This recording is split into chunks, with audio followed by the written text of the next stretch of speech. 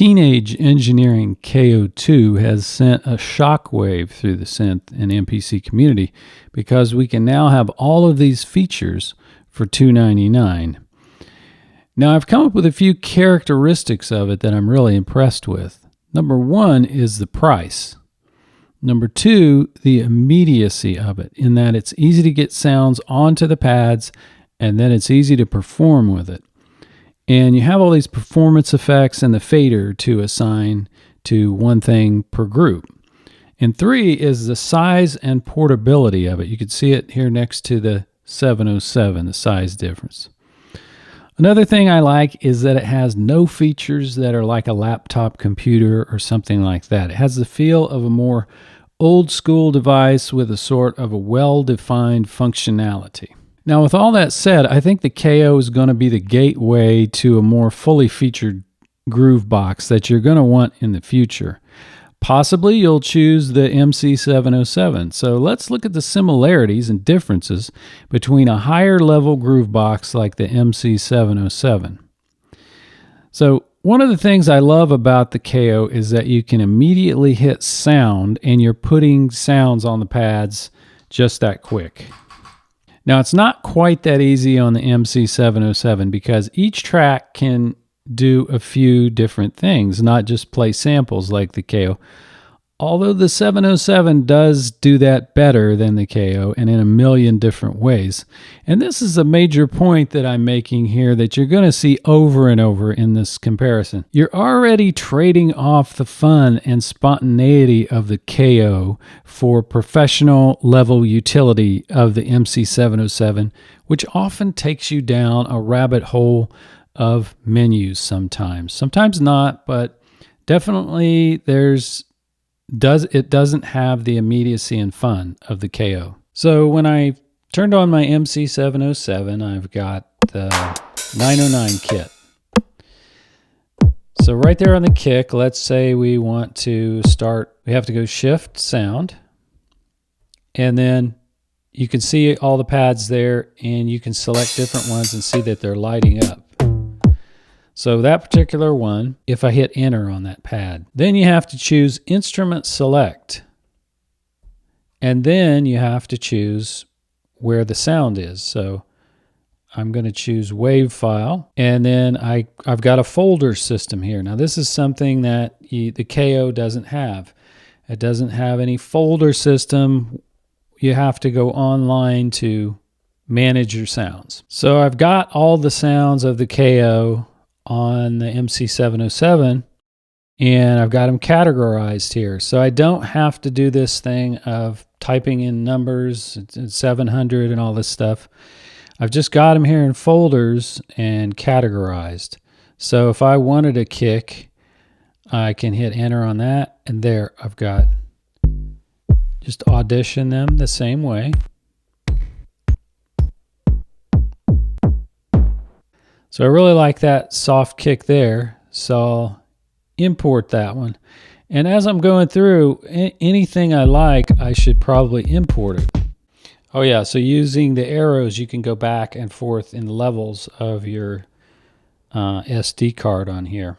So I'll arrow back there, I'll go to the hi-hat folder, and now I can audition hi-hats.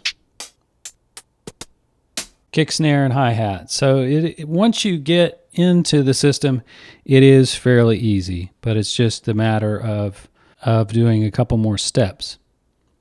Now, a cool thing about the KO is that you can pick a sound and then hit keys, and then you can play it chromatically just that quickly. Now, of course, you can do that on the MC-707, but again, it requires some more steps. So if you're on a track that you want to do that on, so let's say I just wanted to take that kind of a snare clap sound there and I wanted to play it chromatically. There's no instant keys button on there. Maybe there should be, but you'll have to either use an existing tone track or you have to change that into a tone track because it's the tone tracks that play things chromatically. So there, I just switched it to a tone track and now I can pick a sound and play it chromatically. This is a huge difference here between that I didn't mention between the 707 and the KO is that you can have 4 sample layers on each drum pad, so that you can either play them by velocity, like hit lightly and get one sound, hit hard and get a different sound, or you can have them play at random. So you could have like random stickings of a drum snare, and so you'd have 4 different sounds depending on how hard you hit the pad. So, and these pads have velocity curves and velocity levels, and just so many settings just for the feel of the pads that the KO2 doesn't even come close, although it does have velocity sensitive pads. So in a tone track, now I want to play some sound chromatically. I'll just select one of the 4 possible sounds that I can do. I'll put that on a PCM oscillator. For the type, I'll choose sample. So it's either internal or sample. And there are those sounds that I put in. There's the cardio kick. And because when I was looking at that sound over there, I had imported it, then I'm able to use it here. If you haven't imported it, you won't see it under these choices here.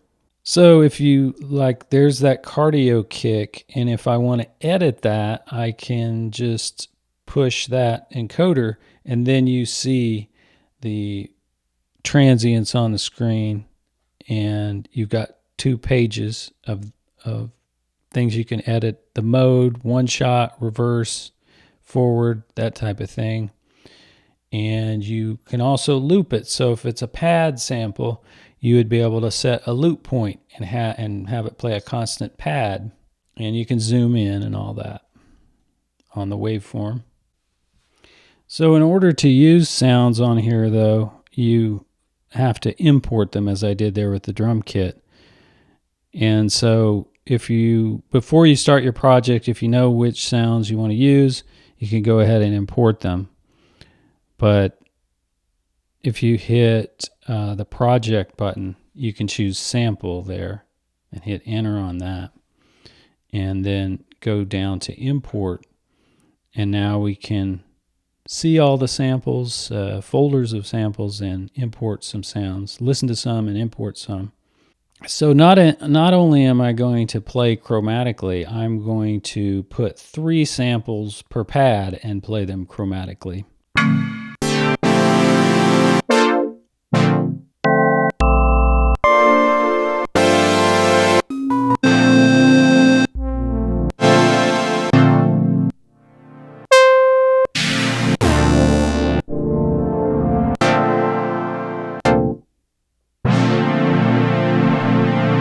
Okay, so I like this sound, Jupiter Rising. I'm gonna import that one. And I like steel drum sounds, I'll import that.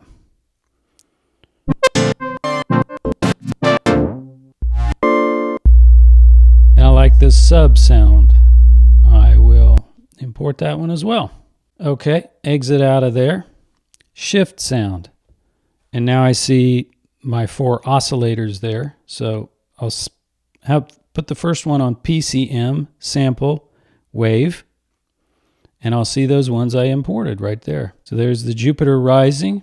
So that's my first oscillator. I'll move to the next oscillator, and I'll put that on PCM sample as well. Hold down shift so my encoder can get all the way back. For some reason it was in the 300s. There's a Kona Island one that I liked. So that's oscillator 2. Then I'll go to the 3rd oscillator, and there's the sub wave that I had. So now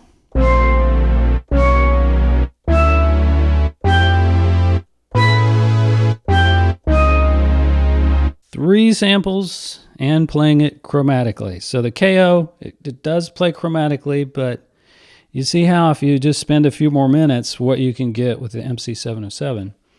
Now, those don't have any sustain on them. I got all kinds of envelopes and LFOs and things that I can use that I wouldn't have on the KO. And a scale, I could change the scale, of course. Octaves.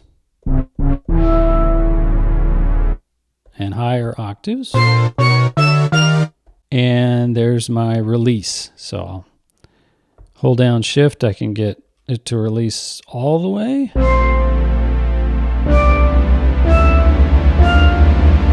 And you see they're playing over. You can also tell it what type of play to do on here. So here's the page under control. You can tell it the octave.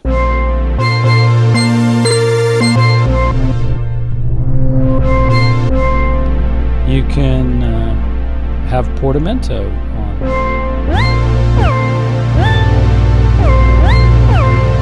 And you could put it, most importantly, put it in mono so it doesn't play over the other one.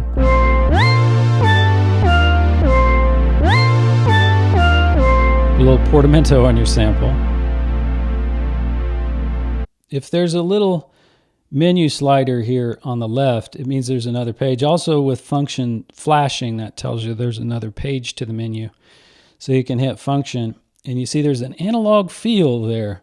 And so what it'll do is it will treat that as if it's being played on an old analog sampler. And the higher you go, it could be really broken.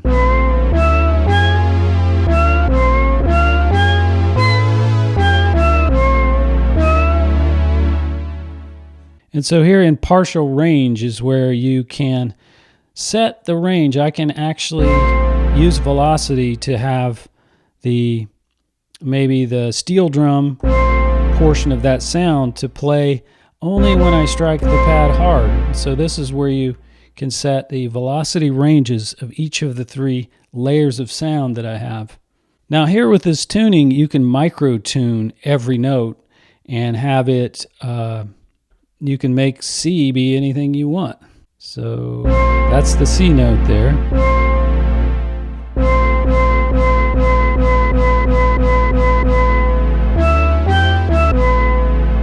There's a lot of functions where you can hold down clear and click on the encoder and it will go back to 0. I don't know why they didn't implement it with custom micro tuning here. Let me talk about the effects. So a cool thing on the KO is the performance effects. It has things like stutters, filters, kind of a tape slowdown effect. And the 707 definitely has all of this, and it's called scatter, and you can customize it in menus. Now, the KO, there's no ability to customize these performance effects. But with the MC-707, you have tons of things that you can choose in menus, and you can totally customize these scatter effects, and it's kind of the same thing. It's like a performance effect. You can do tape stops and all that type of stuff. And I'll get to that. But aside from those cool performance effects on the KO, the one main effect processor is pretty weak. You can just choose one single effect for the entire thing. Like you have delay, let's see, you have delay, reverb, distortion, chorus, filter, and compressor. You can just pick one for the entire song. And so the 707 definitely kills it here because it has a choice of one of 90 effects, and that's per track. So you get to choose 8 effects from those 90 effects. And then on the output, it has reverb plus delay plus a third effect of your choice. I usually choose the DJ effect there that has low pass on one side, high pass on the other. And in addition to that, on the output, it has compressor and EQ, and every drum track has an EQ. Now, talking about this fader here on the KO, that you can choose one thing to control per group. But instead of one fader like this, customizable fader, the MC-707 has 24 customizable faders that you can assign to parameters in the 90 possible effects and things like that. So it really KOs the KO on the effects. So let me talk about the performance effect. It's like the KO performance effect, where you have this kind of thing where it's like you're pushing against the tape and you kind of speed it up and slow it down type of thing.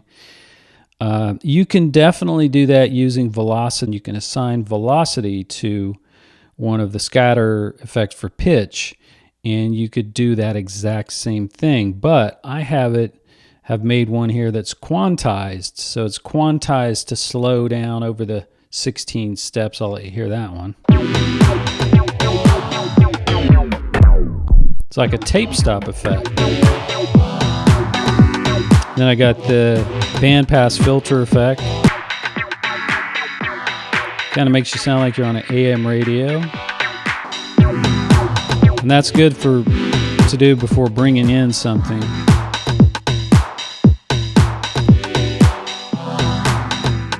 You could do something like that.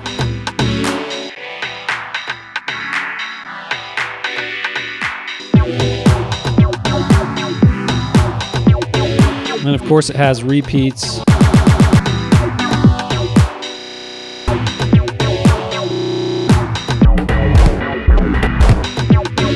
Yeah, and you can have effects where it just kind of lowers the pitch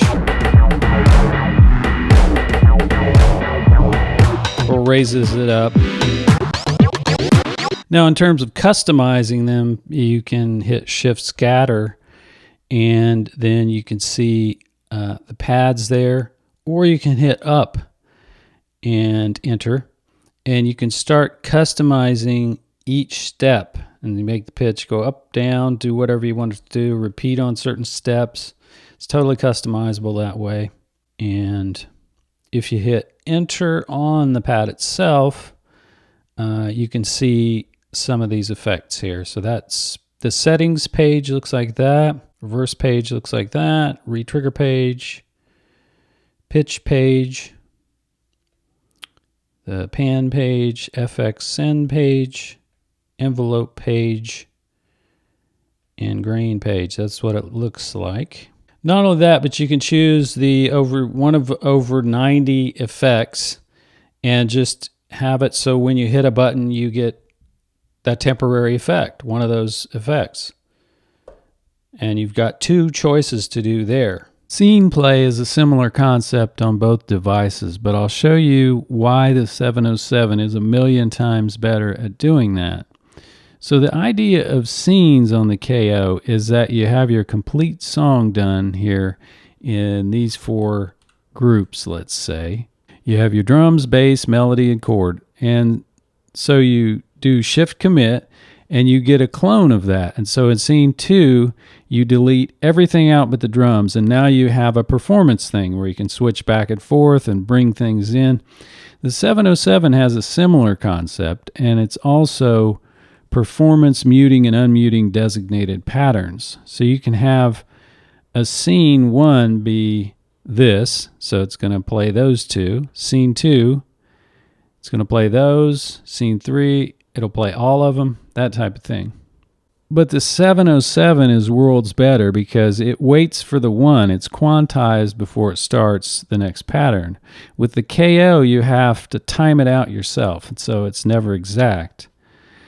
And secondly, you always know what's happening with the lights showing you which pattern's playing by going Shift and Clip Mode. You can change the color. You can have the stopped ones be one color and the playing ones another color. And third, you have buttons, hard buttons to access the scenes as you call them up. Where on the KO, you're kind of rolling past other scenes to get to your specific scene, and then it doesn't start quite in time. So here's something I like to do. Let me go to scene 1, and because I can rely on the fact that that scene is going to start on the 1, I can put in a DJ filter effect before it starts.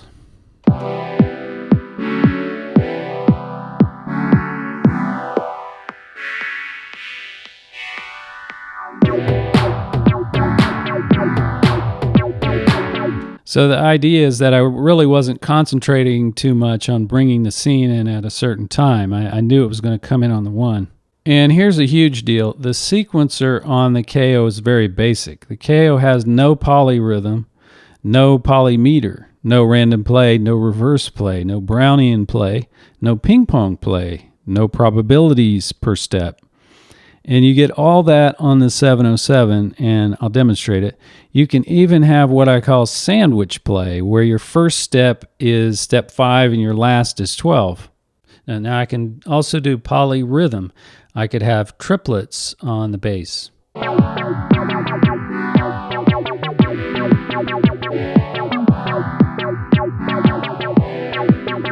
Now the KO does not have live swing. You have to time correct it after the fact, or you can try and play it in quantized with swing. But the MC-707 has swing. It also has quantization that will slowly bring you up to quantize. So you can have it as loose as you want, or you can have it as tight as you want. But I'll show you the live, and they call it shuffle on the 707.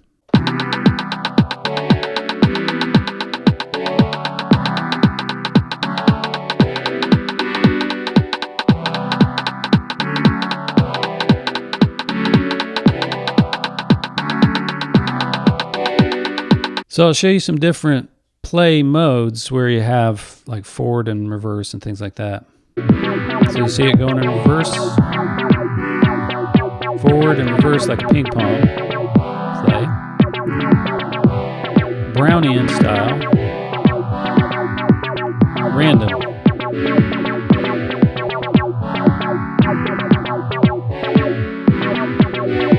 So what you do for the sandwich play, you hold Shift, and there's a button here, or it's labeled underneath last. So you hit the record button, and now I can turn the first and last step on, and I can make the first step 5 and the last step 12.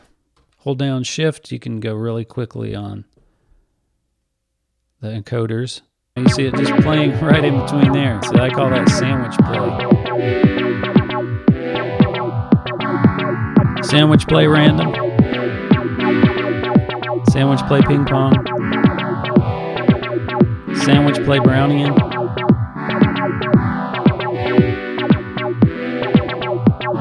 Random sandwich play. Just right in there. So I can do a ratchet. So Shift, hit the trigger that I want to do it on. And now I can use the sub-step.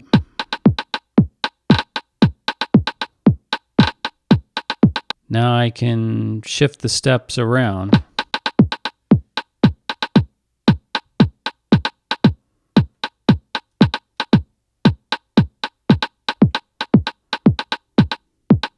There, now I can half or double it. I'll shift measure, and now I can do that to it. Triplet, halftime. So it's like a clock division. So there is an SH-101 style sequencer in here. If I hold down record and hit a step, now we're in the SH-101 sequencer. So both of these have micro timing in their sequencers. I think I read in the KO manual that you can, when you're entering specific steps, you can micro time them one way or another, and you can also do that in the 707. If you hold down a step, you'll see each note event, and you can, well, you hit a shift step, you kind of lock it in, lock the window open there. And you can adjust velocity per step, the start, and the length per step. So I'm actually sampling from the KO external in right there. And this is switched over to line. You can choose mic or line there. There's a sound button. So I'll hit that, and I will choose record, and it has a little picture of a tape recorder there and a trigger level. so that it'll start recording when it's triggered by the incoming audio. And there's an external in level there, so I'll hold down Shift and I'll turn that up. You hit enter to stand by and wait on the recording. I got the recording coming out of the KO. So it is that Boards of Canada style sample that I made myself and made it sound old. So I'll hit enter.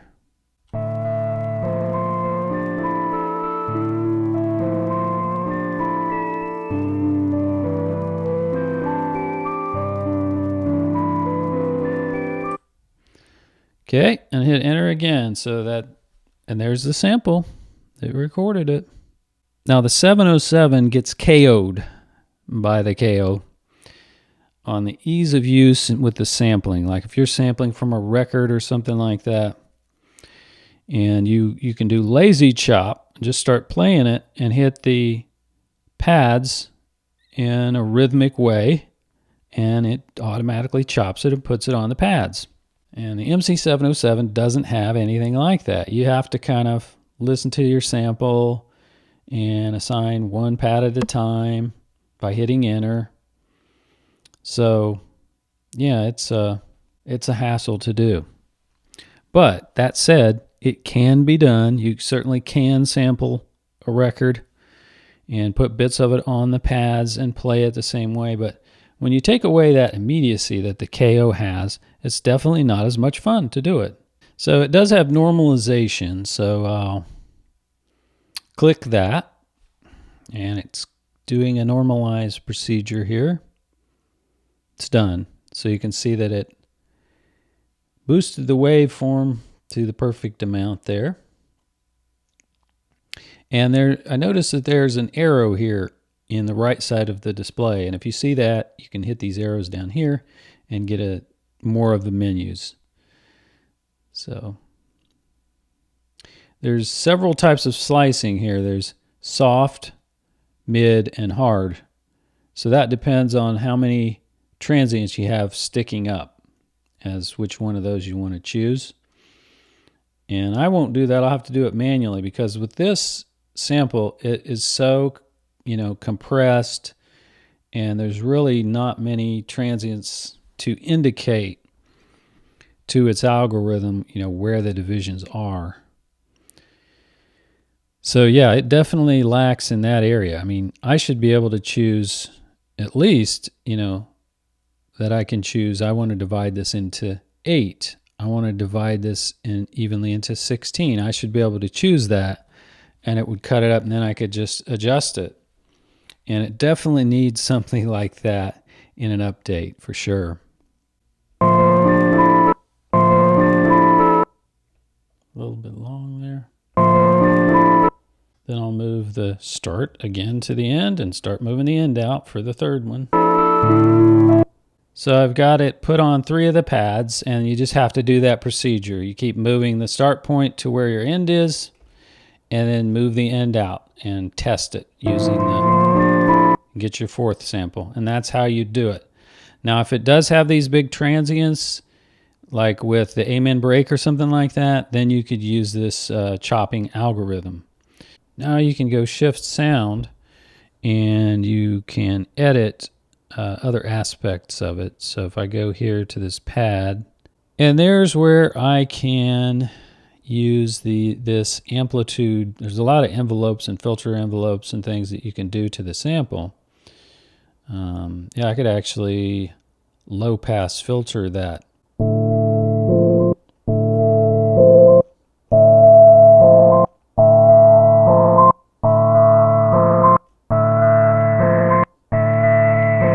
So each one of these pads has all these options to it.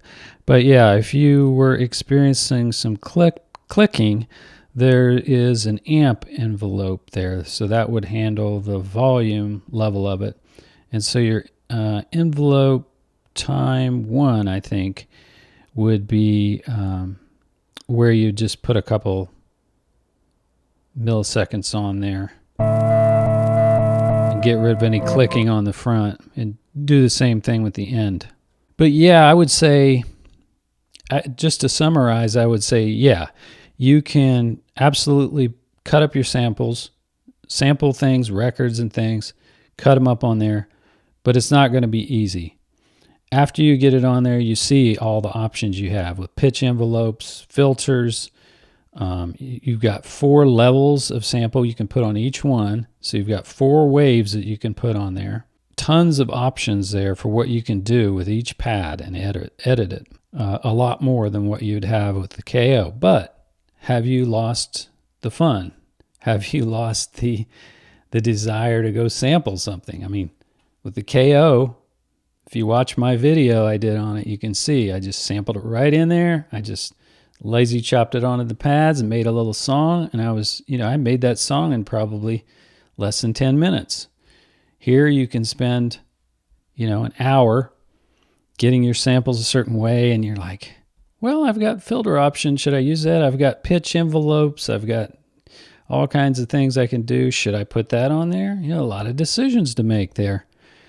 And so, it kind of loses the fun factor a little bit. But can the MC-707 do it and do world-class samples and chopping? Absolutely. Absolutely it can. You'll be manually chopping it, but yes, absolutely. Now, of course, the MC-707, it's in a different price class, and so it's a little bit apples to oranges, but it's been a fun comparison of 2 devices that do very similar things. I mean, they sample stuff and make sounds.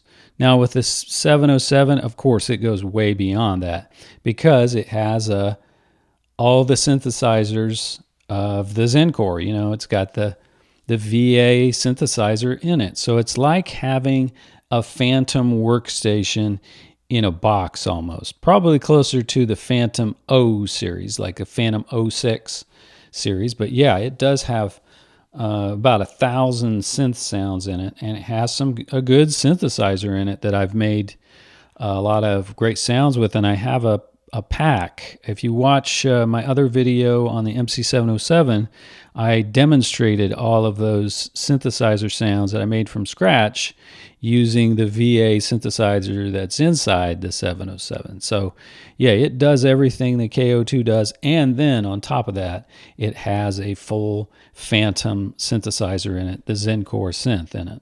And overall, I do think it would make a good step up. Like if you get used to the KO and you use that for a while and you just need more. You need more tracks. You need more of everything. I think the MC-707 would be a good groove box for you to step up to. Thanks for watching this, and I'll see you in the next video.